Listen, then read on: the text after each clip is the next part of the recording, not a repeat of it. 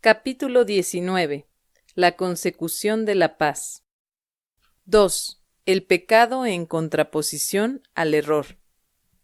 Es esencial que no se confunda el error con el pecado, ya que esta distinción es lo que hace que la salvación sea posible, pues el error puede ser corregido y lo torcido enderezado, pero el pecado, de ser posible, sería irreversible. La creencia en el pecado está necesariamente basada en la firme convicción de que son las mentes y no los cuerpos las que atacan. Y así, la mente es culpable y lo será siempre, a menos que una mente que no sea parte de ella pueda darle la absolución. El pecado exige castigo, del mismo modo en que el error exige corrección. Y la creencia de que el castigo es corrección es claramente una locura. El pecado no es un error, pues el pecado comporta una arrogancia que la idea del error no posee. Pecar supondría violar la realidad y lograrlo. El pecado es la proclamación de que el ataque es real y de que la culpabilidad está justificada. Da por sentado que el Hijo de Dios es culpable y que por lo tanto ha conseguido perder su inocencia y también convertirse a sí mismo en algo que Dios no creó.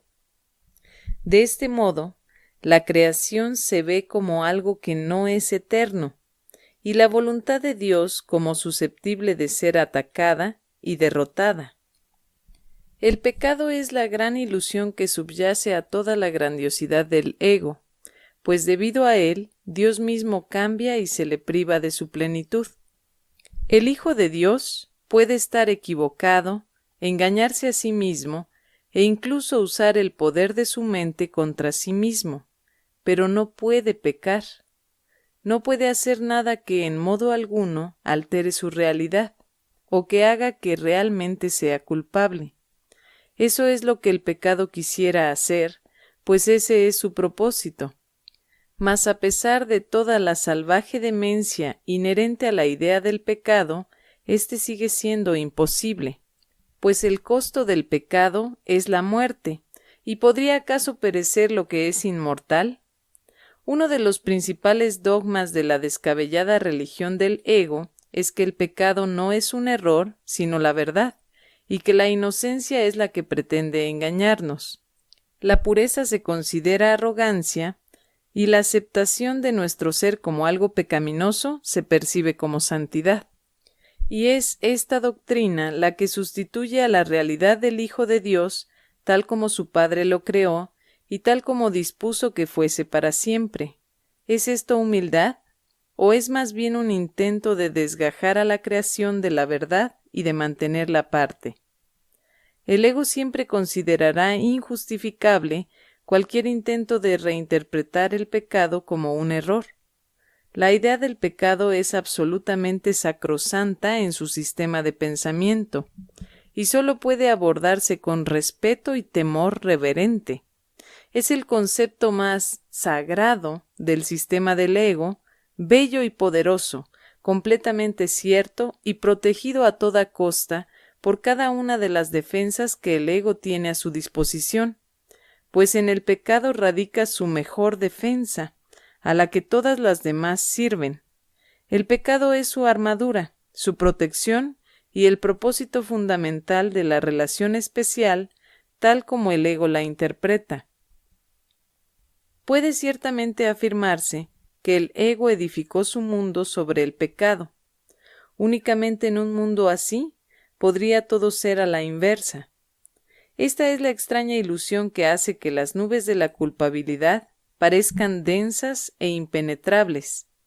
La solidez que los cimientos de este mundo parecen tener descansa en ello, pues el pecado ha hecho que la creación, de ser una idea de Dios, pase a ser un ideal del ego, un mundo que él rige, compuesto de cuerpos inconscientes y capaces de caer presa de la corrupción y decadencia más absolutas. Si esto es un error, la verdad puede deshacerlo fácilmente, pues todo error puede ser corregido solo con que se le permita la verdad juzgarlo. Pero si al error se le otorga el rango de verdad, ¿ante qué se podría llevar? La santidad del pecado se mantiene intacta debido únicamente a este extraño mecanismo. En cuanto que verdad, el pecado es inviolable, y todo se lleva ante él para ser juzgado. Mas si es un error, es él el que tiene que ser llevado ante la verdad. Es imposible tener fe en el pecado, pues el pecado es falta de fe. Mas es posible tener fe en el hecho de que cualquier error puede ser corregido. No hay un solo baluarte en toda la ciudadela fortificada del ego más celosamente defendido que la idea de que el pecado es real y de que es la expresión natural de lo que el Hijo de Dios ha hecho de sí mismo y de lo que es. Para el ego eso no es un error, pues esa es su realidad, la verdad de la que nunca se podrá escapar. Ese es su pasado, su presente y su futuro, pues de alguna manera se las ha arreglado para corromper a su padre y hacerle cambiar de parecer por completo. Llora, pues, la muerte de Dios, a quien el pecado asesinó.